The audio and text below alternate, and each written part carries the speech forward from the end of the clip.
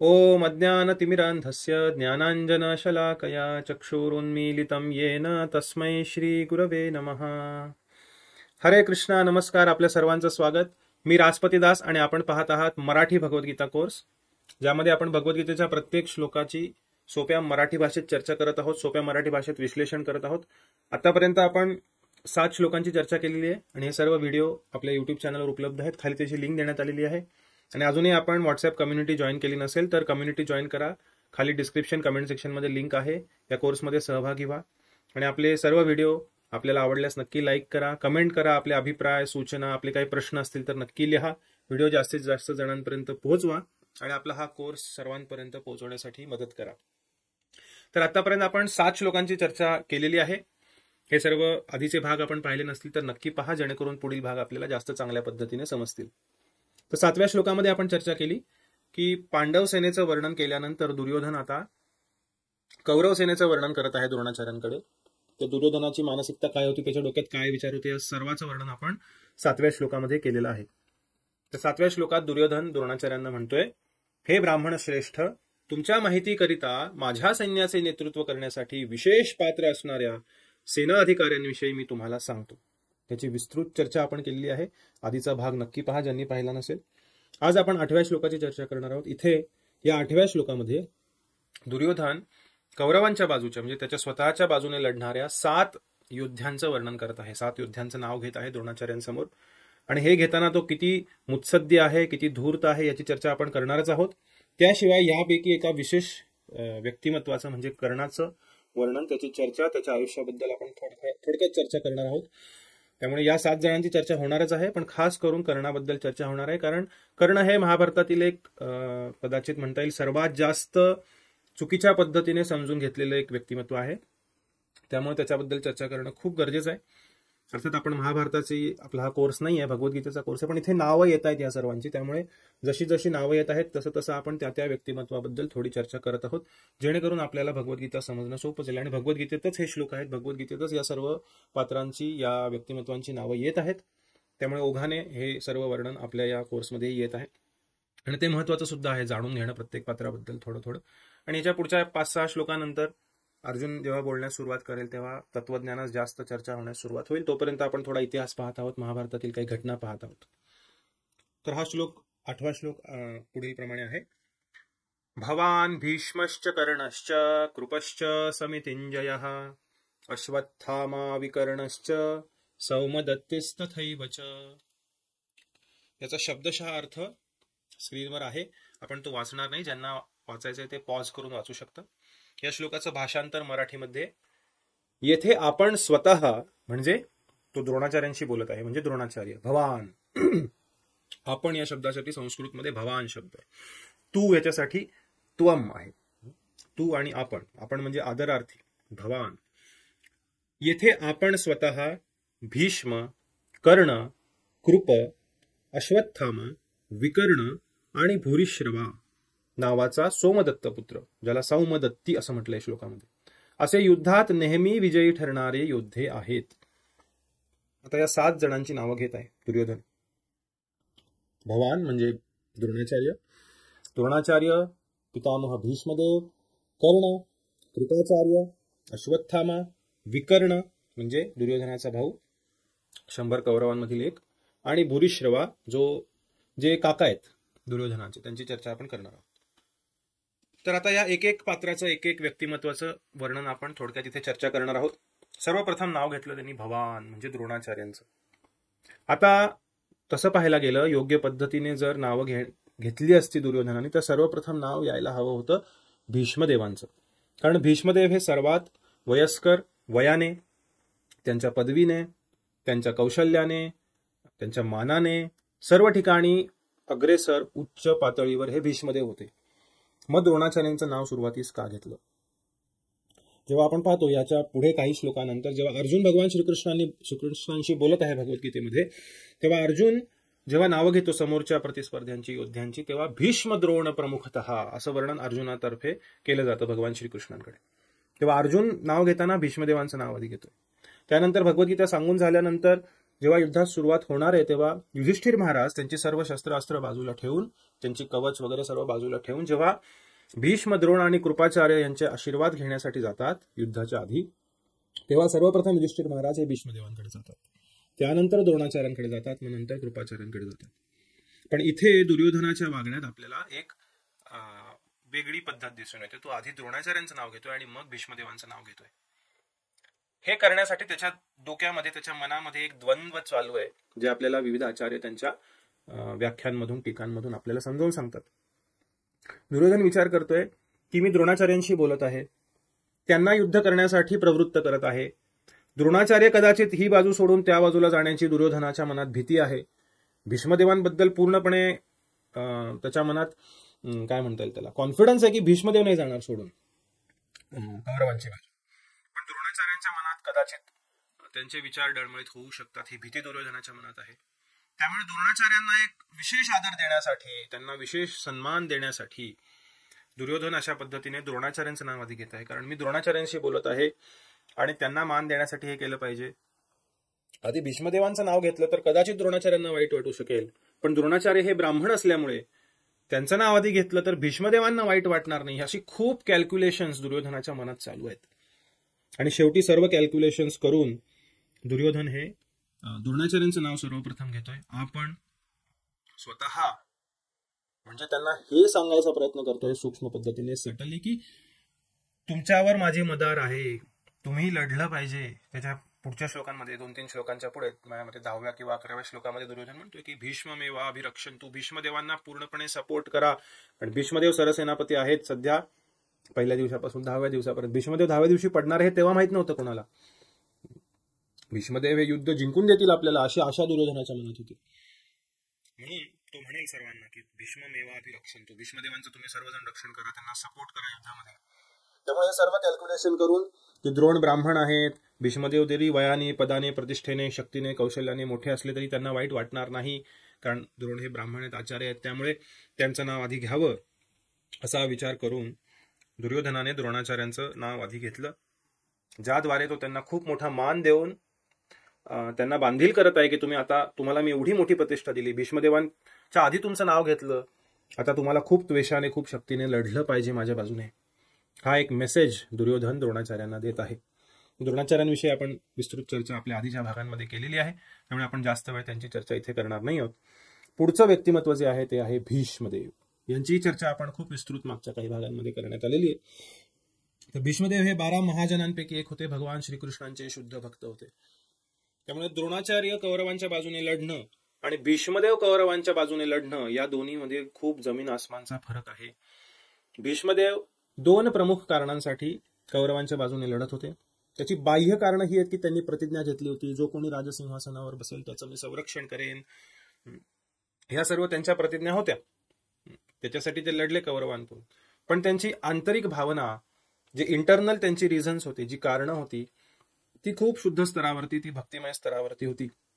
ती 2 कारणं म्हणजे, सर्वप्रथम भगवान श्रीकृष्णांची इच्छा होती की भीष्मदेवांसारखा पराक्रमी योद्धा जरी अधर्माच्या बाजूने लढला तरी अधर्माचा पराजय होतो, धर्म विजयी होतो. जो व्यक्ती भगवान श्रीकृष्णांच्या मार्गदर्शनाखाली धर्माच्या मार्गावरती जीवन त्याचं मार्गक्रमण करेल तो विजयी होतो, हे भगवान श्रीकृष्णांना दाखवून द्यायचं होतं. पण त्यासाठी कौरवांच्या बाजूने भीष्मदेवांसारखा पराक्रमी महायोद्धा असणं गरजेचं होतं. यासाठी भीष्मदेव कौरवांच्या बाजूने लढले. दुसरं एक कारण होतं ते म्हणजे भगवान श्रीकृष्णांची इच्छा होती त्यांच्या महान भक्तासोबत वीर्य रसाचं आस्वादन करायचं. वीर्य रस सुद्धा एक भक्तिरसांमधील एक, गौण रसांमधील एक आहे. शांतरस, दास्यरस, सख्यरस, वात्सल्यरस, माधुर्यरस हे 5 प्रमुख रस, ज्याद्वारे भक्त आणि भगवंत यांच्यामध्ये प्रेमाचं आदान प्रदान होतं. याशिवाय 7 गौण रस सुद्धा आहेत, वीर्य, बिभत्स, हास्य, भयानक आदी. यामध्ये जो वीर्य रस आहे त्या वीर्य रसामध्ये भगवंतांचा भक्तही भगवंतांसोबत युद्ध करून त्यांना एक वीर्य रसाने ओतप्रोत भरलेला असा एक भक्तिमय आनंद प्रदान करतो, जो भीष्मदेवांनी भगवान श्रीकृष्णांच्या विरुद्ध लढून त्यांना प्राप्त करून दिला त्यांच्या सेवेसाठी. त्यामुळे जेव्हा भीष्मदेव खूप द्वेषाने लढू लागतात युद्धामध्ये, तेव्हा चिडून भगवान श्रीकृष्ण साक्षात रथांग पाणी, रथाचं एक चाक घेऊन भीष्मदेवांवर चालून येतात. आणि ते पाहून भीष्मदेव खूप प्रसन्न होतात, कारण आदल्या दिवशी त्यांनी प्रतिज्ञा घेतलेली असते की उद्या मी 5 पांडवांचा वध करेन युद्धामध्ये, किंवा केशवांना त्यांची प्रतिज्ञा मोडावी लागेल, अशी प्रतिज्ञा भीष्मदेवांनी घेतली. हे एक प्रेमाचं आदान प्रदानही आहे कृष्ण आणि भीष्मदेवांमध्ये. हे त्या दोघांना माहिती आहे, अर्जुनाला माहिती आहे. बाकीच्या सर्वसामान्य आणि अधर्मी लोकांना ते समजू शकलं नाही कधीच. कारण भागवतामध्ये भीष्मदेवांचं नाव, भागवत जे अमल महापुराण आहे, अमल पुराण ज्याला म्हटलं जातं, त्या भागवत पुराणामध्ये भीष्मदेवांचं नाव 12 महाजनांमध्ये येतं. स्वयंभू नारद शंभू कुमारो कपिलो मनुः प्रल्हादो जनको भीष्मो बलिर्वय्या सखी वयम. या 12 महाजनांमध्ये भीष्मदेवांचं नाव आहे, जे भगवंतांचे महान भक्त आहेत. तर या कारणांमुळे भीष्मदेव कौरवांकडून लढले. भीष्म प्रतिज्ञा त्यांनी घेतल्या होत्या. त्यांचं नाव देवव्रत होतं आधी, त्यामुळे त्यांना भीष्म नाव पडलं. भीष्म म्हणजे महाभयानक अशी प्रतिज्ञा घेणारा व्यक्ती. भीष्मदेव भगवंतांचे महान भक्त होते, हे महाभारतातही दिसून येतं स्पष्टपणे. जेव्हा ते शरशय्येवर पडतात तेव्हा युद्ध संपल्यानंतर अनुशासन आणि पुढच्या एका पर्वामध्ये जेव्हा युधिष्ठिर महाराजांना भीष्मदेव मार्गदर्शन करत आहेत, तिथे विष्णू सहस्त्रनाम युधिष्ठिर महाराजांना सांगत आहेत. खूप सुंदर मार्गदर्शन या 2 पर्वांमध्ये महाभारताच्या भीष्मदेव हे युधिष्ठिर महाराजांना आणि इतर पांडवांना उपदेशन करत आहेत भगवान श्रीकृष्णांच्या समक्ष, त्यांच्या इच्छेद्वारे. तिथेही आपल्याला दिसून येतं भीष्मदेवांची महानता. ते अशा अवघड परिस्थितीमध्ये मृत्यूशय्येवर पडलेले असताना एवढे सुंदर पवित्र उपदेश, भगवान श्रीकृष्णांचं सुंदर गुणगान भीष्मदेवांच्या मुखातून बाहेर येते. तर हे असे महान भीष्मदेव, ज्यांचं नाव दुर्योधन दुसरं घेत आहे, जे आमच्या बाजूने लढत आहेत. तिसरं नाव जे कृपाचार्यांचं घेतलं जाणं अपेक्षित होतं, तिथे अचानक एक नाव आलं, ते म्हणजे कर्ण. महाभारतातील अतिशय विवादास्पद एक व्यक्तिमत्व, ज्याला काही लोकांनी खूप डोक्यावर घेऊन नाचलेत, ज्याची नको नको तेवढी प्रशंसा केलेली आहे, नको नको तेवढा त्याला केविलवाणा व्यक्ती असं दाखवलेलं आहे लोकांनी. त्या कर्णाची चर्चा आपण आता थोडक्यात थोड्या विस्तृत रूपात करणार आहोत. तर सर्वात मजेशीर गोष्ट इथे ही आहे की कर्ण युद्धात तिथे उपस्थितच नव्हता जेव्हा दुर्योधन कर्णाचं नाव घेत आहे. आता कर्ण युद्धाला पाठ फिरून निघून गेलेला आहे. भीष्मदेवांप्रती त्याचा जो राग होता मनामध्ये, त्या रागामुळे कर्ण निघून गेलेला आहे. आणि भीष्मदेव 10व्या दिवशी पडणार हे कुणालाही माहिती नाही. तेव्हा तो पहिला दिवस आहे. गीता जस्ट बोलली जाते भगवंतांकडनं. आता पुढे 10 दिवसानंतर भीष्मदेव युद्धात पडणार वगैरे वगैरे, हे सगळं कुणालाही माहिती नाही तिथे युद्ध लढणाऱ्यांना. त्यामुळे कर्ण युद्ध करेल की नाही हेही माहिती नाहीये. कारण युद्धाच्या सुरुवातीस जेव्हा चर्चा चालू होती तेव्हा दुर्योधनाने भीष्मदेव, जे सरसेनापती होते कौरवांचे, त्यांना विचारणा केली की भीष्मदेव, दोन्ही सैन्यांच्या ताकदीबद्दल थोडी आपण चर्चा करू. कारण युद्ध सुरू होण्याआधी एकमेकांची ताकद पडताळून पाहिली जायची, असेसमेंट केलं जायचं, इकडे कोण आहेत, इकडे कोण आहेत, कोणाचे योद्धे कोण आहेत, कोणी कोणाला कसं घेरायचं, कोणी कोणाविरुद्ध लढायचं, ही सर्व जे प्लॅनिंग चालू होतं त्यांचं. तेव्हा भीष्मदेवांची चर्चा करताना दुर्योधन विचारतो की त्या सैन्यात कोण कोण आहेत, आपल्या सैन्यात कोण कोण आहेत. तेव्हा त्या सर्वाचं वर्णन करताना भीष्मदेव जेव्हा कौरवांच्या सैन्याचं वर्णन करत होते, तर सर्व सैनिकांना, सर्व योद्ध्यांना ते वेगवेगळी नावं देत होते. हा महारथी आहे, हा अतिरथी आहे, हा रथी आहे. तेव्हा जेव्हा कर्णाची वेळ येते तेव्हा भीष्मदेव म्हणतात हा तर अर्धरथी आहे. असा जो अपमान करण्याचा त्यांनी केला भीष्मदेवांनी, जे एका अर्थाने सत्यही होतं. पुढे आपण पाहू, लोक म्हणतात कर्ण खूप शक्तिशाली होता, त्याच्याकडे खूप कौशल्य होते, अर्जुनालाही हरवू शकला असता, पण मग कर्णाला छल कपट करून भगवान श्रीकृष्णांनी मारवलं अर्जुनाकडून, वगैरे वगैरे वगैरे. चर्चा करू आपण. तर कर्णाला हा अपमान सहन झाला नाही भीष्मदेवांचा. तेव्हा कर्ण म्हणाला दुर्योधनाला, जोपर्यंत भीष्मदेव लढत आहेत तोपर्यंत हा कर्ण युद्धात लढणार नाही. कारण मी पराक्रम गाजवेन, मी पराक्रमाची शर्थ करेन. दुर्योधन माझा खास मित्र आहे, त्यांनी माझी इज्जत वाचवली, पण सर्व माझ्या पराक्रमाचं श्रेय या भीष्मदेवांना जाईल, जे सरसेनापती आहेत. गुणगान त्यांचं होईल, सर्वजण त्यांची वाहवा करतील, पण पराक्रम मी गाजवलेला असेल, म्हणून मी युद्धात लढणारच नाही. जोपर्यंत भीष्मदेव आहेत तोपर्यंत युद्धात कर्ण दिसणार नाही. आता कर्ण जो बोलताना बऱ्याच वेळा असं म्हणतो की मी दुर्योधनाकडनं लढतोय कारण दुर्योधन हा माझा खास मित्र आहे. जेव्हा द्रोणाचार्यांकडनं या सर्वांचं शिक्षण झालं तेव्हा द्रोणाचार्यांनी एक कार्यक्रम भरवला होता, जिथे सर्व त्यांचे शिष्य कौरव पांडव आदी त्यांच्या गुरुकुलामध्ये त्यांनी जे ज्ञान प्राप्त केलेलं आहे, धनुर्विद्या जी प्राप्त केली, त्याचं एक काय म्हणता येईल त्याला, प्रदर्शन, किंवा त्यांचं एक जेव्हा ते पास आउट होतो ते त्यांच्या गुरुकुलामधून, तेव्हा ते काय काय शिकले त्याचं एक प्रदर्शन, याचं एक डिस्प्ले ऑफ देअर पॉवर्स वगैरे सर्व त्यांनी भरवलं होतं तिथे द्रोणाचार्यांनी. तेव्हा कर्णाची एंट्री आहे महाभारतामध्ये. कर्ण तिथे येतो आणि तो चॅलेंज करतो अर्जुनाला की अर्जुनापेक्षा मी शक्तिशाली, आम्ही दोघं आता युद्ध करतो वगैरे वगैरे. पण ते काही होऊ शकत नाही, सूर्यास्त होतो. आणि तेव्हा कर्णाचा अपमान होतो. तेव्हा द्रोणाचार्य म्हणतात की युद्ध किंवा हे जे परस्पर द्वंद्व आहे ते इक्वल जे आहेत, एकमेका समान जे आहेत त्यांच्यामध्ये होऊ शकतं. त्यामुळे तू कोण आहेस, तुझ्या कुळाबद्दल आम्ही जाणू इच्छितो किंवा तुझ्या पदवींबद्दल आम्ही जाणू इच्छितो. तेव्हा कर्णाचा हा अपमान झाला, कारण तो जरी क्षत्रिय असला त्याला नंतर समजतो युद्धाआधी की तो क्षत्रिय आहे, कुंतीचा पुत्र आहे, पण तो सूतपुत्र म्हणून जाणवला जायचा. पण त्याला वाटायचं की माझ्याकडे एवढं कौशल्य आहे, तेवढा मी शक्तिशाली आहे, माझ्या जन्मामुळे माझी अवहेलना का होते वगैरे वगैरे. मग तेव्हा दुर्योधनाने त्याला अंगदेशाचा राजा बनवून अंगराज कर्ण बनवलं. मग द्रोणाचार्याने सांगितलं की पहा, आता मी त्याला अंगदेशाचा राजा बनवलेला, आता तोही एक क्षत्रिय आहे आणि अर्जुनाच्या बरोबरचा आहे, आता दोघांमध्ये युद्ध होऊ शकतं, इथे एक द्वंद्व होऊ शकतं दोघांमध्ये वगैरे वगैरे. आणि कर्ण हे सारखं बोलून दाखवायचं त्याच्या आयुष्यात की दुर्योधनाने माझं नाक कापण्यापासून वाचवलं, दुर्योधनाने माझी इज्जत वाचवली, दुर्योधनाचा मीठ मी खाल्लेलं आहे, मी दुर्योधनाशी मैत्री केलेली आहे, दुर्योधनाला मी कायम सपोर्ट करेन, कायम त्याची साथ देईल. मग आता काय झालं कर्णसाहेब, आता तुमचा मित्र तुमच्यावर एवढी भिस्त ठेवून तुमच्यावर त्याची मदार आहे, तुम्ही त्याच्या बाजूने लढणार म्हणून त्यांनी युद्ध छेडलेलं आहे. मग आता तुमचा एक वैयक्तिक अपमान कोणीतरी तिसऱ्याने केला, भीष्मदेवांनी, ज्यांचा तुमचा काही तसा फारसा संबंध नाही आहे, तुमचं मित्रत्व हे दुर्योधनाबरोबर आहे. मग कोणीतरी तिसऱ्याने तुमचा अपमान केला म्हणून, आणि तो व्यक्ती सरसेनापती आहे म्हणून तुमचं मित्रत्व संपलं आता दुर्योधनाबरोबरचं. दुर्योधनाला एवढे मोठे वादे दिलेले तुम्ही, आता तुम्ही युद्धाला पाठ फिरवून का निघून चालले? का तर तुमचा अपमान झाला म्हणून? Friend in need is a friend in deed असं म्हटलं जातं. जेव्हा जो गरजेच्या वेळी आपल्या कामाला येतो तो खरा मित्र असतो. मग आता कर्णसाहेबांना काय झालं, आता का पाठ फिरवून निघून चालले? यावेळी तर खरी गरज आहे दुर्योधनाला युद्ध करण्याची त्याच्या बाजूने, आणि त्याच वेळेस कर्ण पाठ फिरवून निघून गेला. आणि तरीही दुर्योधन कर्णाचं नाव घेतो इथे की आपल्या बाजूने तुम्ही आहात द्रोणाचार्य, भीष्म, आणि तिसरं नाव कर्णाचं घेतोय की कर्ण आपल्या बाजूने आहेत. पण कर्ण नाहीये तिथे, कर्ण निघून गेलेला आहे, युद्धातनं बाहेर झालेला आहे. भीष्मदेव जोपर्यंत पडत नाही तोपर्यंत तो येणार नाहीये.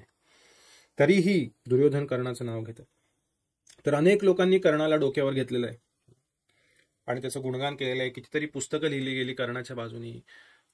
त्याची अवहेलना झाली, त्याच्या कुळावरून त्याचा अपमान झाला, त्याच्या कौशल्याला वाव मिळाला नाही वगैरे वगैरे वगैरे. आणि नंतर त्याला कळलं की तो क्षत्रिय आहे, कुंतीचा पुत्र आहे, त्याला योग्य मानसन्मान मिळाला नाही, त्यामुळे चिडून त्याने कौरवांची बाजू घेतली वगैरे वगैरे. त्याचं थोडंफार विश्लेषण आपण करणार आहोत. तर तो क्षत्रिय असून त्याला योग्य मान मिळाला नाही हे एक कारण सांगितलं जातं.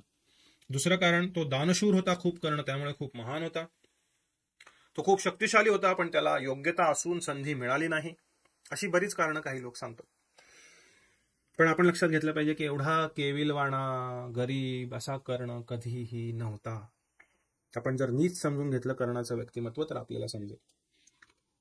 लोकांना असंही वाटतं की खूप तो शक्तिशाली होता आणि त्याला त्याच्याशी लढणं आणि त्याला हरवणं युद्धामध्ये हे पूर्णपणे अशक्य होतं, म्हणून भगवंतांनी छलकपट करून त्याला युद्धामध्ये मारवलं अर्जुनाकडून. जेव्हा तो निहत्ता होता, त्याच्या हातात शस्त्र नव्हतं, तो रथाच्या खाली उतरला होता, रथाचं अडकलेलं चाक काढत होता चिखलातून वगैरे वगैरे. पण आपण जर खरंच एखाद्याने महाभारताचा अभ्यास केला असेल तर त्याला समजेल महाभारतामध्ये अनेक ठिकाणी वर्णन आहे. त्यातले काही आपण इथे पाहणार आहोत. पहिली गोष्ट जिथे आपण पाहतो की कर्ण हा युद्धामध्ये अनेक वेळा अर्जुनाकडून हरलेला आहे किंवा अर्जुनापेक्षा तो कमी कौशल्याचा आहे, कमी शक्तिशाली आहे, हेही अनेक ठिकाणी आपल्याला पाहायला मिळतं. पहिली गोष्ट, जेव्हा द्रुपदांशी युद्ध करण्यात आलं, जेव्हा द्रोणाचार्यांकडनं हे सर्वजण युद्धकला शिकून त्यांचे आशीर्वाद घेतले त्यांनी, तेव्हा द्रोणाचार्यांनी त्यांना आज्ञा दिली, याची आपण चर्चा केली की द्रुपदाला पकडून आणा. तेव्हा आधी कौरव गेले होते आणि कौरवांसोबत कर्णही गेला होता. 100 कौरव आणि कर्ण 101 जण लढले द्रुपदांशी जाऊन आणि त्यांना लेफ्ट राईट मार खाऊन हरून माना खाली घालून परत आलेले द्रोणाचार्यांकडे. आणि मग अर्जुन आणि पांडव गेलेले आणि द्रुपदांना बंदी करून आणलेले परत त्यांनी. तेव्हा द्रुपदांना पांडवांबद्दल खूप आदर झाला. जरी त्यांना हरवलं, त्यांना बंदी करून ओढत आणलं द्रोणाचार्यांकडे राजा द्रुपदांना अर्जुनाने, तरी अर्जुनाप्रती कुठलाही द्वेष द्रुपदांच्या मनात नव्हता. आणि म्हणून त्यांनी जेव्हा यज्ञ केला तेव्हा अर्जुनाशी लग्न करण्यासाठी मला एक कन्या हवी असं त्यांनी वरदान मागितलं. तर अशा या द्रुपदांच्या युद्धामध्ये कर्ण आणि कौरव सर्व मार खाऊन मानाखाली घालून परत आलेले आहेत. आणि मग अर्जुन आणि पांडवांनी जाऊन द्रुपदांना हरवून पकडून बांधून द्रोणाचार्यांकडे घेऊन आलेले आहेत. पहिली घटना महाभारतामधली, जिथे आपल्याला दिसून येते की कर्ण हा काही फार शक्तिशाली आणि कौशल्यवान नव्हता. होता, पण अर्जुना एवढा नव्हता. दुसरी घटना आहे द्रौपदी स्वयंवरानंतर. द्रौपदी स्वयंवरासाठी पांडव हे ब्राह्मण वेशात होते, कारण ते लाक्षागृहातून पळून गेल्यानंतर एका प्रकारे अज्ञातवासात राहत होते. आणि तेव्हा द्रुपदांनी द्रौपदीचं स्वयंवर बोलावून त्यांचं खरं रूप प्रकट केलं, या ब्राह्मण रूपामध्ये राहणाऱ्या 5 पांडवांचं. आणि तेव्हा त्या स्वयंवराच्या ठिकाणी जे क्षत्रियांमध्ये आणि या ब्राह्मणांमध्ये जे पांडव होते ब्राह्मणाच्या रूपांमध्ये, त्यांमध्ये जेव्हा युद्ध झालं तेव्हा तिथे सुद्धा कर्ण होता, आणि तिथे सुद्धा कर्णाला अर्जुनाने हरवलं होतं. तर दुसरं आहे ते म्हणजे द्रौपदीचं स्वयंवर. या ठिकाणी सुद्धा आपल्याला दिसून येतं की कर्ण काही अर्जुनापेक्षा बलशाली वगैरे नव्हता. तिसरी घटना आहे ते म्हणजे वनवासात असताना पांडव, जेव्हा गंधर्वांशी एकदा युद्ध झालं, दुर्योधन आणि त्याची पार्टी सर्वजण गंधर्वांकडे गेले होते, तेव्हा गंधर्वांशी युद्ध करताना कर्णही लढत होता. तेव्हा कर्ण हा त्या गंधर्व चित्रसेन नावाच्या गंधर्वाकडनं पूर्णपणे हरला गेला, जखमी झाला, युद्धाला पाठ दाखवून विकर्णाच्या रथात बसून पळून गेला. त्यानंतर दुर्योधनाला बंदी बनवलं त्या गंधर्वांनी, आणि हे कर्णाला माहितही नाहीये. दुर्योधनाचा मित्र म्हणवणारा, स्वतःला क्षत्रिय म्हणवणारा, युद्धाला पाठ दाखवून दुर्योधनाचा भाऊ विकर्णाच्या रथात बसून पळून गेलेला कर्ण, हा कर्ण ज्याला लोक खूप शक्तिशाली वगैरे म्हणतात. त्यानंतर चौथी घटना आहे विराटाच्या युद्धामध्ये, जेव्हा पांडवांचा अज्ञातवास संपला, तेव्हा जेव्हा अर्जुन आणि पांडव लढत होते, तेव्हा भीष्म, द्रोण, कर्ण यांच्या सर्वांसकट अर्जुनाने सर्वांना त्या युद्धामध्ये हरवलं होतं. याही अनेक घटना आपल्याला महाभारतामध्ये दिसून येतात. त्यामुळे कर्णाला छलकपटाने मारलं वगैरे हे सर्व थोतांड आहे. त्याला का मारलं त्या पद्धतीने याचंही वर्णन भगवान श्रीकृष्ण महाभारतात करतात, ते आपण पुढे पाहणार आहोत. तर कर्ण बद्दल हे सर्व सॉफ्ट कॉर्नर किंवा त्याच्याबद्दल खूप करुणा मनात येणाऱ्या लोकांनी हेही समजून घेतलं पाहिजे की कर्णाने किती पापकर्म त्याच्या आयुष्यात केली. दुर्योधनाने त्याची इज्जत वाचवली, त्याला अंगदेशाचा राजा, पण अंगदेशाचा राजा बनवला म्हणजे काय? अंगदेश कुणाचा होता? पांडवांचा होता. दुर्योधन फक्त धृतराष्ट्राचा मुलगा होता, आणि धृतराष्ट्र तात्पुरता राजगादीवर बसला होता. खरं तर ते पांडवांचं राज्य होतं. मग पांडवांचंच राज्य, त्यांच्याच राज्यातील एक तुकडा काढून तो कर्णाला देतो आणि मी दिला असं म्हणतोय, हेही खरं चूक होतं एका दृष्टीने पाहायला गेलं तर. त्यामुळे आणि कर्णाने केलेली पापकर्म ही अनेक आहेत. सर्वप्रथम आहे लाक्षागृहामध्ये जेव्हा पांडवांना मारण्याचा प्रयत्न झाला, तेव्हा त्यामध्ये सुद्धा कर्ण हा इन्व्हॉल्ड होता, त्या प्लॅनिंगमध्ये पांडवांना कशा पद्धतीने मारायचं. दुसरं पाप कर्णाचं ते म्हणजे द्यूत क्रीडेमध्ये किंवा द्यूत क्रीडेचं सर्व प्लॅनिंग होतं ते दुर्योधन, कर्ण आणि शकुनी या सर्वांनी मिळून केलं होतं. छलकपटाने त्यांना हरवून त्यांना या राज्याबाहेर हाकलून देण्याच्या प्लॅनमध्येही कर्ण पूर्णपणे सामील होता, किंवा कर्णानेच ती योजना बनवण्यासाठी दुर्योधनाला प्रोत्साहन दिलं होतं, हे आपण पाहतो. तिसरं आहे द्रौपदीचं वस्त्रहरण, ज्याची संपूर्ण आयडिया, संपूर्ण प्लॅनिंग, संपूर्ण इच्छा ही कर्णाची होती, कारण द्रौपदी प्रति मनामध्ये खूप राग होता. द्रौपदीने त्याचा केलेला अपमान, पण शाब्दिक अपमानाचा बदला अशा प्रकारे एका मोठ्या राजभवनामध्ये हजारो लोकांसमोर एका अबला स्त्रीचं वस्त्रहरण करून घेणे, हे एका क्षत्रियाला कुठल्याही दृष्टीने शोभत नाही. या सर्व कृत्यांमुळे क्षत्रिय पदापासूनही कर्णाचं अधःपतन झालं होतं. क्षत्रिय हा क्षत्रायते, क्षत म्हणजे कष्ट, त्रास, त्यापासून तारण करणारा तो क्षत्रिय, प्रजेला संरक्षण देणारा क्षत्रिय. आणि ते भर सभेत एका अबला स्त्रीचं वस्त्रहरण करणारा क्षत्रिय असू शकतो का, हा विचार आपण केला पाहिजे. चौथं आहे ते म्हणजे अभिमन्यूची हत्या युद्धामध्ये. अभिमन्यू जेव्हा चक्रव्यूहामध्ये अडकतो तेव्हा 6 महारथी, 6 योद्धे एका वेळी अभिमन्यूवर तुटून पडतात, जे युद्धाच्या नियमानुसार पूर्णपणे चुकीचं होतं. मागून पाठीवर त्याच्यावर वार करतात आणि त्या 16 वर्षाच्या तरुणाची तिथे निर्घृण हत्या केली जाते, आणि त्यामध्ये पूर्णपणे कर्णाचा सहभाग असतो. या सर्वांची मोजदाद, या सर्वांचं गणना भगवान श्रीकृष्ण तेव्हा करतायत कर्णाला, जेव्हा तो रथाखाली उभा आहे, रथाचं चाक काढतोय, निहत्ता आहे, आणि भगवान श्रीकृष्ण अर्जुनाला सांगतायत, अर्जुना चालव बाण त्या कर्णावर. आणि कर्ण उठून उभा राहतो, म्हणतो हे चुकीचं आहे, हे धर्माविरुद्ध आहे. तेव्हा श्रीकृष्ण म्हणतात ह्या सर्व गोष्टी धर्माच्या बाजूने होत्या, या सर्व गोष्टी ह्या प्रकारे तू वागलास कर्ण, ते सर्व खूप धर्मनिष्ठित होतं. हीच तुझी धर्मनिष्ठा, हाच तुझा क्षात्रधर्म, तू स्वतःला क्षत्रिय म्हणून घेतोस. आणि अशा प्रकारे त्याला निरुत्तर केलं भगवान श्रीकृष्णांनी. हेही आपण जाणून घेतलं पाहिजे. फक्त एकाच बाजूने पाहून त्याच्याकडे चांगले गुणही होते. दानशूर होता, सूर्यदेवतांचा खूप मोठा उपासक होता, कर्ण खूप चांगला योद्धा होता, तरी खूप चांगला पराक्रमी होता. पण फक्त हे लौकिक गुण त्याच्याकडे असल्या कारणाने तो खूप महान व्यक्ती होत नाही. त्याची विचार करण्याची पद्धत कशी होती, त्याची मानसिकता, त्याची चेतना काय होती, त्याचा ऍटिट्यूड, त्याची भावना काय होती, या सर्व गोष्टी पाहणं खूप गरजेचं असतं. त्यामुळे जरी चांगला असला तरी वाईट संगतीमध्ये पूर्णपणे बिघडून गेलेला, दुर्योधनासोबत राहून आणि दुर्योधनाच्या पापकृत्यांना समर्थन करणारा असा करणं, आणि त्या वाईट संगतीमध्ये राहून दूषित झालेला आणि त्यानंतर त्या वाईट संगतीप्रती जी आसक्ती होती त्यामुळे संपलेला करणं, ही कर्णाचं खरं व्यक्तिमत्व आहे. वाईट संगतीमुळे बिघडलेला आणि वाईट संगतीशी असणाऱ्या आसक्तीमुळे, ती वाईट संगत न सोडण्याच्या किंवा त्याप्रती असणाऱ्या आसक्तीमुळे स्वतःला संपवून घेतलेला कर्ण, हा खरा कर्ण आपण समजून घेतला पाहिजे महाभारतामधला. त्यातून हे शिकलं पाहिजे.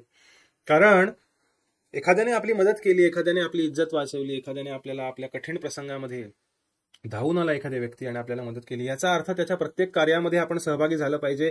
त्याने कितीही पापकृत्य केली, कितीही चुकीच्या गोष्टी केल्या तरी त्यामध्ये त्याचं समर्थन केलं पाहिजे, त्याला सहाय्य केलं पाहिजे. हा कुठला धर्म आहे? एखाद्या व्यक्तीने तुम्हाला वाचवलं, तुम्हाला कठीण प्रसंगी मदत केली आणि नंतर तुम्हाला समजलं की तो व्यक्ती एक टेररिस्ट आहे, आतंकी आहे, तो समाज विघातक कार्य करत आहे आणि तुम्हाला तुमची मदत मागत आहे की तू मला ह्याच्यात मदत करता आणि मी तुला मदत केली होती. मग अशा वेळी धर्मांध होऊन त्या व्यक्तीने मला मदत केली, त्याने माझी इज्जत वाचवली, त्याने मला सहकार्य केलं म्हणून आता तो जे काही करेल ते कितीही अधार्मिक असलं तरी मी त्यात सहभागी होईन, असं म्हणणं चुकीचं आहे. आणि हे करणं म्हणायचं की दुर्योधनाने मला मदत केली, त्याने माझी इज्जत वाचवली, त्याने मला सर्व सहकार्य केलं, त्याने मला अंगदेशाचा राजा केलं म्हणून आता मी त्याची मदत करणार, तो माझा मित्र आहे. पण हे तो सांगतोय आणि त्याप्रमाणे वागतही नाहीये. भीष्मदेवाने तुझा अपमान केला आणि हा निघाला पळाला, निघून युद्ध सोडून पळून चालला. त्यामुळे खूप विक्षिप्त असं एक व्यक्तिमत्व आहे कर्ण. त्याचा पूर्व इतिहास आपण पाहणार नाही, त्याचा मागचा जन्म वगैरे त्याचंही वर्णन आहे शास्त्रांमध्ये. पण या कर्णाला युद्धापूर्वी त्याचे वडील साक्षात सूर्यदेव, त्याची आई कुंती आणि साक्षात भगवान श्रीकृष्ण तिघांनी वेगवेगळं जाऊन त्याचं काय म्हणता येईल त्याला सांत्वना देऊन, त्याला प्रोत्साहन देऊन, त्याचं मन वळवण्याचा प्रयत्न करून, त्याला विनंती करून खूप प्रयत्न केले की तू अधर्माच्या बाजूने लढू नकोस, दुर्योधन दुष्ट आहे, तू धर्माच्या बाजूने लढ, पांडवांच्या बाजूने लढ. कदाचित तू इकडे आलास तर दुर्योधन खचून युद्धही होणार नाही, एवढी मोठी जीवितहानी टळेल, आणि तू आलास तर नक्कीच धर्माचा विजय होणार आहे. युधिष्ठिर, भीम, अर्जुन, नकुल, सहदेव सर्वजण मोठा भाऊ म्हणून पूर्ण आदराने तुला राजगादीवरती राजा म्हणून बसवतील. या भाषेत कुंती, सूर्यदेव, कृष्ण हे कर्णाशी बोललेले आहेत, त्याला समजवण्याचा प्रयत्न केलेला. या सर्वाचं वर्णन महाभारतामध्ये स्पष्ट देण्यात आलेलं आहे. पण तेव्हा कर्ण तिथे ही कारण सांगायचा की माझ्यासोबत असं झालं, माझ्यासोबत तसं झालं, माझा असा अपमान झाला, माझी अशी अवहेलना झाली, माझं असं नाक कापलं गेलं, तेव्हा तुम्ही कुठे होतात, आत्ताच तुम्ही का आले, आता गरज पडली म्हणून माझ्याकडे आले का युद्धाला आमच्या बाजूने, असं सांगायला. जेव्हा सर्व माझ्याबद्दल वाईट घडत होतं तेव्हा तुम्ही कुठे गेले होते, तेव्हा माझी मदत नाही केली, वगैरे वगैरे वगैरे सर्व कारण करणं सांगायचं. तेव्हा आपण लक्षात घेतलं पाहिजे ही भौतिक प्रकृती आहे, हे भौतिक जगत आहे, इथे अन्याय सर्वांवरती होतो, कुठल्या ना कुठल्या प्रकारे अन्याय होतो. पण माझ्यावर अन्याय झाला म्हणून मी आता तो अन्याय दुसऱ्यांवर करणार. जसं हॉस्टेलमध्ये घडतं ना, एक बॅच दुसऱ्या बॅचची, नवीन बॅचची रॅगिंग घेते, त्यांच्यासोबत नको नको ते जे घाणेरडे प्रकार करते. आता प्रकार काही ठिकाणी कमी झालेला आहे पण पूर्वी खूप असायचं. आणि मग ती बॅच जेव्हा सिनियर होते तेव्हा नवीन येणाऱ्यांमध्ये त्याच्याहून जास्त अन्याय मी त्यांच्यावर करणार, त्याच्याहून जास्त रॅगिंग मी त्यांचं घेणार. आणि ह्यात खूप विकृत प्रकारही घडलेले आहेत अनेक कॉलेजेसमध्ये. तशीच मानसिकता इथे करण्याची, माझ्यावर अन्याय झाला म्हणून आता मी त्या माझ्या तथाकथित मित्राची बाजू घेणार दुर्योधनाची आणि मी अजून अन्याय करणार. पण आपण लक्षात घेतलं पाहिजे या भौतिक जगतामध्ये ते हे जगच असं आहे की बऱ्याच वेळा चांगल्या व्यक्तीवरही अन्याय होऊ शकतो. तसा कर्ण खूप चांगला असा नव्हता, चांगला बनू शकला असता तो जर त्याने इच्छा केली असती. पण आपण इथे समजून घेतलं पाहिजे की चांगल्या व्यक्तीवरही अन्याय होतो म्हणून मी आयुष्यभर रडत बसणार का, व्हिक्टीम झोन मध्ये जाणार का, जसा कर्ण होता, माझ्यासोबत असं झालं, माझ्यासोबत असं झालं, मी व्हिक्टीम. माझ्यासोबत ह्याने अत्याचार केला, त्याने अत्याचार, म्हणून आता मी अत्याचार करणार, म्हणून मी आता अन्यायाचा बदला अन्यायाने घेणार. ही अधार्मिक मनस्थिती आहे, ही अधार्मिक मानसिकता आहे. आपण धार्मिकतेप्रमाणे जीवन जगलं पाहिजे, सहिष्णू झालं पाहिजे. जरी माझ्या पूर्वकर्मामुळे किंवा ह्या प्रकृतीतील काही घटकांद्वारे माझ्यावरती अन्याय झाला, तरी त्याला सहन करत त्या अपमानाला आपण दुसऱ्यांवर अन्याय न करणं, धर्माची बाजू लावून धरणं हे प्रत्येक व्यक्तीचं कर्तव्य आहे. आणि त्याचद्वारे धर्माची स्थापना होऊ शकते या जगामध्ये. नाहीतर एकाने अन्याय केला म्हणून मी आता दुसऱ्यांवर अन्याय करणार आणि चुकीच्या पद्धतीने वागणार, अधर्माने वागणार, असं केलं तर सर्व ह्या मानव समाजाचा विनाश होईल, हे आपण लक्षात घेतलं पाहिजे. त्यामुळे आपण चांगलं करत राहणं, धर्माच्या बाजूने राहणं, याचा अर्थ नपुंसक बनणं नाही. युधिष्ठिर महाराज खूप सहनशक्तीशील होते, खूप सहनशील होते, खूप अपमान सहन केले. पण जेव्हा तो अपमान एका मर्यादेच्या बाहेर जातो, तेव्हा युधिष्ठिरांसारखा सहनशील व्यक्तीही युद्धासाठी उभा राहिला. हेही आपण बॅलन्स्ड जे व्यक्तिमत्व आहे ते पाहिलं पाहिजे युधिष्ठिर महाराजांचं. आणि कर्णासारखा एक्स्ट्रीम व्यक्ती हा अधर्माची बाजू घेऊन स्वतःचा विनाश त्याने घडवून आणला. दुसरं एक कारण कर्ण द्यायचा किंवा दिलं त्याने भगवान श्रीकृष्णांना, कुंतीला आणि सूर्यदेवांना, की मी दुर्योधनाचं मीठ खाल्लंय, दुर्योधनाने मला वाचवण्याची आपण चर्चा केली. पण आपण विचार केला, दुर्योधनाचं मीठ जर तू खाल्लं असेल, दुर्योधनांनी कोणाचं मीठ खाल्लंय? तो धृतराष्ट्र आणि दुर्योधन हे छलकपटानेच पांडवांच्या गादीवर बसलेत. पांडवांचंच राज्य आहे, त्यातलाच तुकडा काढून तो कर्णाला देतोय, हेही चुकीचं आहे. आणि दुर्योधनाने कोणाचं मीठ खाल्लंय? त्यांनी भगवान श्रीकृष्णांचंच मीठ खाल्लंय ना. जरी तू दुर्योधनाचं मीठ खाल्लं असलंस तरी दुर्योधनाला मीठ कोण देत आहे? भगवान श्रीकृष्णच देतात. आणि ते स्वतः येऊन हात जोडून तुला सांगतायत की तू पांडवांकडनं लढ. भगवंत स्वतः येऊन हात जोडून विनंती करतायत कर्णाला, विचार करा तुम्ही. आणि कर्ण सपशेल नकार देतोय की माझ्यावर अत्याचार झाला आणि आता तुम्ही तुमच्या स्वार्थी हेतूसाठी माझ्याकडे येता होय, की मला इकडनं लढलीकडनं. तुझी गरज नव्हती खरी कर्णाची. त्यांना कर्णाच्या भल्यासाठी भगवान श्रीकृष्ण सांगत होते. कर्ण कुठूनही लढला, भीष्मदेवांसारखा महान योद्धा कौरवांकडनं लढला तरी पांडवांचा विजय झाला, कारण ते धर्माच्या बाजूने लढत होते. मग कर्ण कुठल्या गणतीत आहे? भीष्मदेव नाही हरवू शकले धर्माला, तर कर्ण काय हरवणार? ते कर्णाच्या भल्यासाठी सांगत होते. पण कर्णाचा विचार हा की तुम्हाला आता माझी गरज आहे म्हणून तुम्ही मला बोलवत आहात. तर ही दुर्दैवी मानसिकता कर्णाची होती. आणि तो युद्धात नसूनही त्याच्या प्रतीच्या अंधप्रेमामुळे किंवा ह्या आशेमुळे की कदाचित त्याचं गुणगान केल्यामुळे झालेला अपमान विसरून, भीष्मदेवांप्रतीचं वैर विसरून कदाचित कर्ण परत येईल लढायला, या आशेनेही दुर्योधन इथे कर्णाचं नाव घेत आहे, कृपाचार्यांच्या आधी घेत आहे की कदाचित कर्ण येईल आणि आमच्या बाजूने लढेल. तर तिसरं नाव कर्णाचं घेतलं. अरे बापरे, बराच वेळ झालेला आहे. तर आपण पुढच्या 4 पात्रांची थोडक्यात चर्चा करून आजचं हे सत्र आपण पूर्ण करूया. तर पुढचं नाव आहे कृपाचार्य. तर कृपाचार्य हे चिरंजीवांपैकी एक होते. आणि ह्याच्या पुढचं नाव आहे अश्वत्थामा, हाही चिरंजीव आहे. तर पहा, या श्लोकांमध्ये सप्त चिरंजीवांपैकी दोघांची नाव आहेत. तर कोण आहेत सप्त चिरंजीव? अश्वत्थामा, बलिर्व्यासो. 7 नाव कोण? अश्वत्थामा, बलिर्व्यासो, हनुमांश्च विभीषणः. अश्वत्थामा, बली, व्यासदेव, हनुमांश्च विभीषणः, कृपश्च परशुरामश्च, सप्त एते चिरजीवनः. तर या सप्त चिरंजीवांचं वर्णन आहे शास्त्रांमध्ये. तर त्या 7 पैकी 2 जण कृपाचार्य आणि अश्वत्थामा महाभारताच्या युद्धात आहेत. आणि त्या दोघांच्या मध्ये एक शब्द इथे समितिंजयः. त्यामुळे दुर्योधनाला ही आशा होती की अरे 2 चिरंजीव, त्याला माहिती होतं या दोघांना चिरंजीवितेचं वर्णन आहे, वरदान आहे. चिरंजीव म्हणजे अमर नाही, चिरन म्हणजे खूप लांब, चिरकाळासाठी. चिरंजीव चिरकाळासाठी जगणारे चिरंजीव, म्हणजे हे मनवंतर जे आहे हे मनवंतर पूर्णपणे जगणारे म्हणजे चिरंजीव. तर ब्रह्मदेवांचा एक दिवस हा 1 दिवस आणि 1 रात्र प्रत्येकी 14 मनवंतरांमध्ये विभागलेली आहे. असे 1 2 3 4 5 असे 14 मनवंतर ब्रह्मदेवांच्या एका दिवसात आहेत. म्हणजे ब्रह्मदेवांचे 12 तास, सूर्योदयापासून सूर्यास्तापर्यंत यामध्ये 14 मनवंतर आहेत.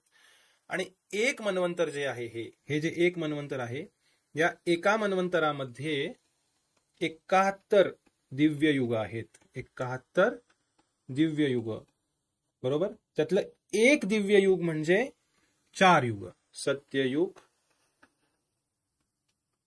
त्रेतायुग, द्वापर युग आणि आता जे चालू आहे ते कलियुग. तर कलियुग आहे 4,32,000 वर्ष. 4,28,000 अजून उरलेले आहेत. 4,32,000 वर्षांचं कलियुग आहे. किती? 4,32,000 वर्ष. आणि द्वापर युग आहे ते कलियुगाच्या दुप्पट आहे. कलियुगाच्या दुप्पट म्हणजे 8,64,000 वर्षांचं द्वापर युग होतं. त्रेतायुग आहे ते कलियुगाच्या तिप्पट आहे. कलियुगाच्या तिप्पट. आणि सत्ययुग आहे हे कलियुगाच्या चौपट आहे. म्हणजे 4 अधिक 3 7 अधिक 3 9 4 अधिक 3 7 अधिक 2 9 अधिक 1 म्हणजे 10 पट. कलियुगाच्या 10 पट हे एक दिव्य युग आहे.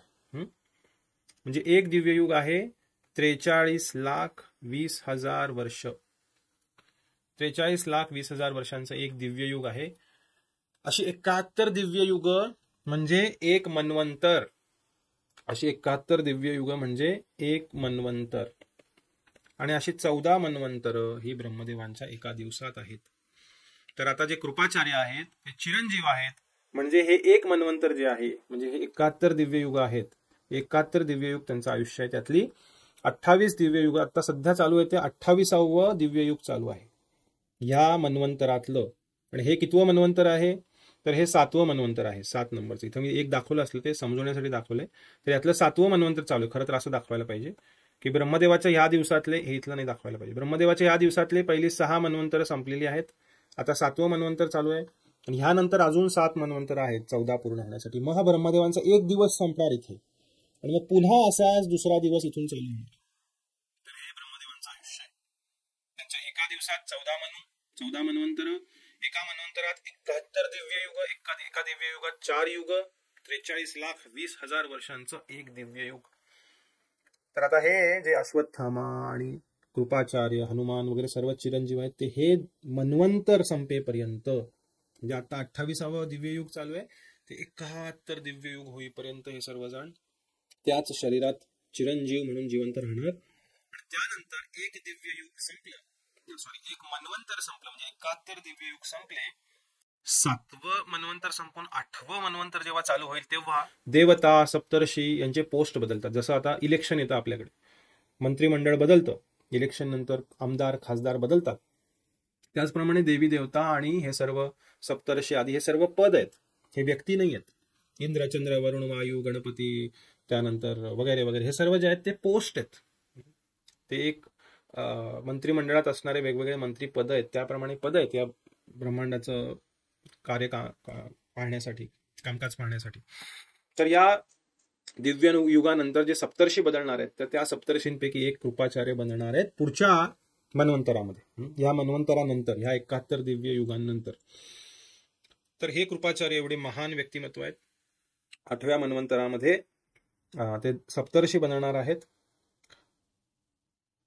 म्हणजे 43 दिव्य युगांनंतर. त्यामुळे या दुर्योधनाला आशा होती की कृपाचार्य हे चिरंजीव असल्यामुळे आणि अश्वत्थामा चिरंजीव असल्यामुळे हे दोघं आपल्याकडे आहेत म्हटल्यावर आपण विजयी होऊ. पण ती आशा फोल ठरली.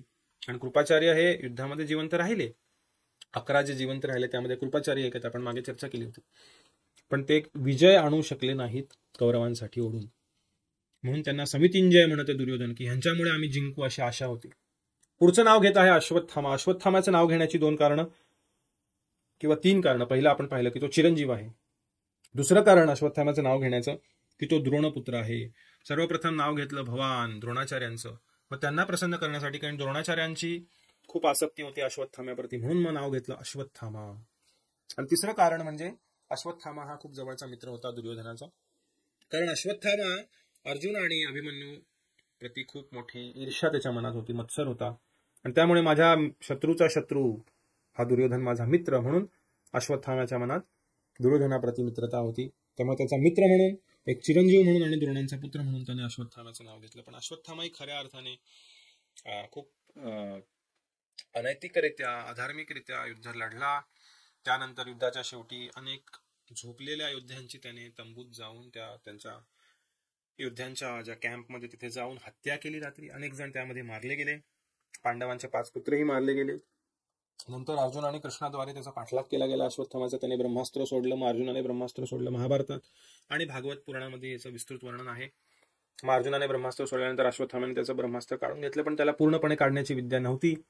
द्रोणाचार्यांकडनं ते अर्धवटच ज्ञान त्याने प्राप्त केलं होतं. आणि मग त्याच्या ब्रह्मास्त्राद्वारे अभिमन्यूची पत्नी उत्तरेच्या गर्भातील परीक्षित महाराजांची हत्या झाली आणि श्रीकृष्णांनी त्यांना जीवदान देऊन परत त्यांच्या शक्तीद्वारे जिवंत केलं.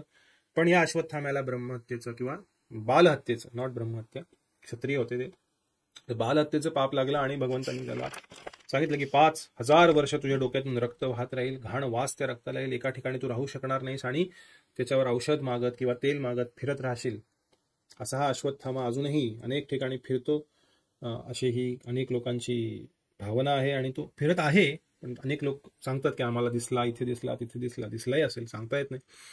पण हा अश्वत्थामा चिरंजीव आहे, त्याच शरीरामध्ये त्याची जखम घेऊन तो औषध आणि तेल मागत फिरत आहे. तर हे दोघं चिरंजीवी असल्यामुळे कृपाचार्य आणि अश्वत्थामा, दुर्योधनाला आशा होती की ते मला विजयी करतील, पण तसं काही घडलं नाही. त्यानंतर 6वं नाव घेत आहे विकर्ण, जो तिसरा बंधू ज्याला समजलं जातं. दुर्योधन, दुःशासन आणि मग विकर्ण. खरं तर दुःशासनाचं नाव घेणं अपेक्षित होतं असंही काही आचार्य म्हणतात, पण त्यांनी विकर्णाचं नाव घेतलं याच्यासाठी की दुःशासनापेक्षा विकर्ण जास्त पराक्रमी होता. आणि दुसरं कारण, विकर्ण हा त्यातल्या त्यात 100 कौरवांमध्ये सर्वात जास्त धार्मिक होता किंवा कमी अधार्मिक होता असं म्हटलं येईल. आणि जेव्हा द्रौपदीचं वस्त्रहरण होत होतं, द्यूतक्रीडा खेळली जात होती, त्या प्रत्येक वेळी विकर्णाने त्याला ऑब्जेक्शन घेतलं, त्याला थांबवण्याचा प्रयत्न केला. त्याला समजत होतं हे चुकीचं आहे, त्याने दुर्योधनाला विरोध केला, पण कर्णाने या विकर्णाला शिवाशाप देऊन त्याला रागवून गप्प केलेलं अनेक ठिकाणी वर्णन महाभारतामध्ये आहे. त्यामुळे दुर्योधनाला ही भीती होती की विकर्ण एवढा पराक्रमी आहे, आपल्या बाजूने लढत आहे, आपलाच बंधू आहे, पण त्याच्या मनात द्रौपदी आणि पांडवांविषयी थोडासा सॉफ्ट कॉर्नर आहे, थोडीशी त्यांच्याबद्दल आदर भावना आहे, प्रेम भावना आहे. त्यामुळे स्वतःचा भाऊच तिकडे न जाओ युद्धापूर्वी बाजू बदलून, त्यामुळे विकर्णाला मान देण्यासाठी, त्याला सन्मान देण्यासाठी इथे दुर्योधन विकर्णाचंही नाव घेत आहे. 7वं नाव आहे ते म्हणजे भूरिश्रवा किंवा सौमदत्ती. तर आपण यांचं वर्णन पाहू. तर शंतनू राजा जे होते, म्हणजे यांचे पणजोबा दुर्योधनाचे, यांची आपण चर्चा केली. त्यांचे पुत्र विचित्रवीर्य होते, त्यांचा पुत्र, याची चर्चा आपण मागे केलेली आहे. विचित्रवीर्यांचा पुत्र म्हणजे धृतराष्ट्र आणि पांडू, नंतर व्यासदेवांद्वारे झालेले वगैरे, आणि यांचा मुलगा म्हणजे दुर्योधन जो लढतोय आता, ज्याची चर्चा आपण करत आहे, जो द्रोणाचार्यांशी बोलत आहे. तर शंतनू महाराजांचे एक बंधू होते, त्यांचं नाव होतं बहाल्लिक. तर या बहाल्लिकांचा पुत्र होता सोमदत्त, म्हणजे हा विचित्रवीर्यांचा चुलत भाऊ. आणि सोमदत्तांचा मुलगा पुत्र म्हणजे सौमदत्ती, ज्याचं नाव होतं भूरिश्रवा. तर हा भूरिश्रवा म्हणजे धृतराष्ट्राचा चुलत बंधू, धृतराष्ट्राचा चुलत बंधू आणि दुर्योधनांचा काका. हा राजा भूरिश्रवा हा कौरवांच्या बाजूने लढत होता, याचंही वर्णन करण्यात आलेलं आहे. तर या भूरिश्रव हे खूप पराक्रमी होते आणि युद्धाच्या शेवटी, महाभारताच्या युद्धात जेव्हा सात्यकीला मारण्याचा प्रयत्न करत होते भूरिश्रवा, तेव्हा भगवान श्रीकृष्णांनी अर्जुनाला आदेश दिला की ते लढत आहेत, सात्यकीचं रक्षण कर. तेव्हा अर्जुनाने जाऊन भूरिश्रवांचा हात कापला त्याच्या धनुष्याने, बाणाने, तलवार धरलेला त्यांचा हात अर्जुनाने उडवला त्याच्या बाणांनी. तेव्हा भूरिश्रवा चिडले आणि अर्जुनाला उद्देशून बोलू लागले, त्यांचेही काका होते ते, की तू अधर्माने लढला आहेस, अधर्माने माझा हात कापलास. तेव्हा अर्जुनाने पूर्ण धर्माचं पालन करत कशा पद्धतीने मी तुमच्यावर आक्रमण केलं हे त्यांना सिद्ध केलं आणि ते भूरिश्रवांना पटलं. भूरिश्रव शांत झाले, चिडून जे आरोप करत होते ते बंद केले, ध्यानावस्थेत बसले आणि त्यांचा प्राण त्यागण्यास त्यांनी ध्यान लावलं. तेव्हा सात्यकीने त्याच्या तलवारीने त्यांचा शिरच्छेद केला युद्धामध्ये. ते जेव्हा मरत होते युद्धामध्ये, त्यांचा जेव्हा वध केला सात्यकीने, तेव्हा भगवान श्रीकृष्ण आणि अर्जुन या भूरिश्रवांचं गुणगान करत होते. दान आणि धर्माच्या बाजूने ते जीवन जगले, पण या युद्धात अधर्माची बाजू त्यांनी घेतली, त्यामुळे त्यांचा पराभव झाला. पण त्यांचं महान जे जीवन कार्य होतं त्याचं वर्णन भगवान श्रीकृष्ण आणि अर्जुन त्यांचं गुणगान करत होते त्यांच्या वधाच्या वेळेस, आणि त्यांना उच्च लोकाची प्राप्ती व्हावी अशी त्यांनी प्रार्थना केली. आणि त्यावेळेस सात्यकीद्वारे या भूरिश्रवांचा वध झाला. तर ह्या 8व्या श्लोकामध्ये या 7 योद्ध्यांचं वर्णन करत आहे दुर्योधन. आधी पांडवांच्या 20 योद्ध्यांचं वर्णन केलं, आता कौरवांच्या बाजूच्या 7 योद्ध्यांचं वर्णन केलं, आणि तो स्वतःही आहेच 8वा. आणि आता यापुढे काही आदेश तो द्रोणाचार्यांना देणार आहे की असं करा, असं करा, असं करा. युधिष्ठिर जाऊन प्रार्थना करत होते, दुर्योधन इथे आदेश देत आहे. आताच आपल्याला त्याची मानसिकता दिसते. आणि आता पुढच्या 9व्या श्लोकाचं, 10व्या श्लोकाचं आणि 11व्या श्लोकाचं, ज्यामध्ये दुर्योधन बोलत आहे अजून, त्या सर्वांचं वर्णन आपण पुढच्या काही भागांमध्ये करणारच आहोत. तर हा भाग बराच मोठा झाला, तरी आपण शेवटपर्यंत पाहिला त्याबद्दल आपले खूप मनपूर्वक धन्यवाद. यामध्ये आपण खूप विस्तृत चर्चा केली, कर्णाबद्दल चर्चा केली, त्यामुळे अनेक जनमानसामध्ये, मराठी मानसामध्ये सुद्धा कर्णाविषयी खूप गैरसमज पसरलेले आहेत. अनेक लोकांनी चुकीची पुस्तकही त्याच्यावर लिहिलेली आहेत. त्यामुळे हा व्हिडिओ जास्तीत जास्त जणांपर्यंत शेअर करा, जास्तीत जास्त जणांपर्यंत पाठवा, ज्याद्वारे हे गैरसमज दूर होतील. लोक शास्त्रशुद्ध महाभारताचं वर्णन ऐकतील आणि त्याद्वारे भगवद्गीतेचंही वर्णन ऐकतील आणि पुढे आपण जी भगवंतांच्या उपदेशांची चर्चा करणार आहोत भगवद्गीतेतल्या, त्यातही ते सहभागी होऊ शकतील. त्यामुळे आपल्या सर्वांना विनंती आहे की या स्क्रीनवर ज्या गोष्टी दिसत आहेत, व्हिडिओ सर्व लाईक करा. आपले अभिप्राय, आपण काय शिकलात या व्हिडिओमधून आणि तुमच्या काही सूचना असतील, काही आशीर्वाद असतील, ते नक्की कमेंट करा. व्हिडिओ इतरांपर्यंत पोहोचवा, जास्तीत जास्त जणांपर्यंत शेअर करा. खाली व्हॉट्सअप कम्युनिटीची लिंक आहे. आपल्या सर्व व्हिडिओजच्या लिंक सुद्धा खाली देण्यात आलेले आहेत. बाकीचे व्हिडिओ पहा, आधीचे भाग पहा, पुढीलही भाग जे होतील तेही या लिंक्सवरच असतील. आपण व्हिडिओ शेवटपर्यंत पाहिल्याबद्दल आपल्या सर्वांचे मनपूर्वक धन्यवाद. हरे कृष्णा. लवकरच भेटू पुढच्या भागामध्ये. Hare Krishna, Krishna Krishna, Hare Hare, Hare